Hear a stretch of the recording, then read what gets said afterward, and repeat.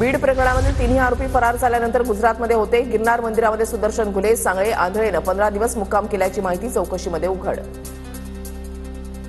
मुख्यमंत्री देवेंद्र फडणवीस आज कोल्हापूर दौऱ्यावर. दर 12 वर्षांनी होणाऱ्या जैन समाजाच्या पंचकल्याण महोत्सवाला फडणवीस हजेरी लावतात. पंकजा मुंडे आणि धनंजय मुंडेंच्या कार्यकर्त्यांकडून मला धमकीचे फोन. सामाजिक कार्यकर्ते अंजली दमानी यांचा गंभीर आरोप. धमकी देणाऱ्यांवर गुन्हा दाखल करण्याची सरकारकडे मागणी.